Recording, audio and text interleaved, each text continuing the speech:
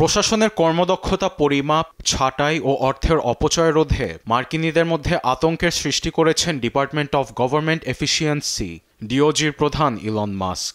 তার অধীনে চাকুরিচ্যুত হয়েছেন হাজার হাজার কর্মী। এত কিছুর পরও শনিবার সামাজিক মাধ্যম ট্রুথ সোশ্যালে ইলনকে আরও আক্রমণাত্মক হবার নির্দেশ দিয়েছেন মার্কিন প্রেসিডেন্ট ডোনাল্ড ট্রাম্প। এমন নির্দেশে মাথার উপর ছাদ হারানোর শঙ্কায় ভুগছেন অসংখ্য মার্কিনী। সামাজিক যোগাযোগ মাধ্যম এক্সে ট্রাম্পের নির্দেশের জবাবও দিয়েছেন ইলন মাস্ক। জানান তিনি দ্রুতই এ পদক্ষেপ নিচ্ছেন। কথা রেখে এবার ফেডারেল কর্মীদের শায়েস্তা করার উদ্যোগ নিয়েছেন ডিওজির প্রধান। এফবিআই থেকে শুরু করে প্রত্যেক সরকারি কর্মচারীর কাছে রোববার গিয়েছে মেল। 5টি বুলেট পয়েন্টে চাওয়া হয়েছে গেল সপ্তাহের কাজের হিসাব। এইচআরের নামে আসা ইমেলটির সময়মতো জবাব না দিলে কর্মীদের চাকুরিচ্যুত করার হুমকিও দিয়েছেন মাস্ক। চাকুরি বাঁচাতে হাতে খাতা কলম নিয়ে নিজের কাজ লিখতে ব্যস্ত সরকারি কর্মীরা। এই ইমেলের সত্যতা নিশ্চিত করেছে মার্কিন এইচআর প্রতিষ্ঠান the office of personnel management.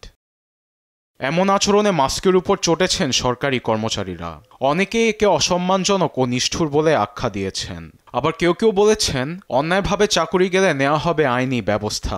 এমন পরিস্থিতিতে আমেরিকান ফেডারেশন অফ গভর্নমেন্ট এমপ্লয়িজের ইউনিয়ন প্রেসিডেন্ট এভারেট কেলি বলেন, সরকারি গুরুত্বপূর্ণ কাজে নিয়োজিত ফেডারেল কর্মীদের প্রতি ট্রাম্প ও মাস্ক অসম্মান দেখাচ্ছেন।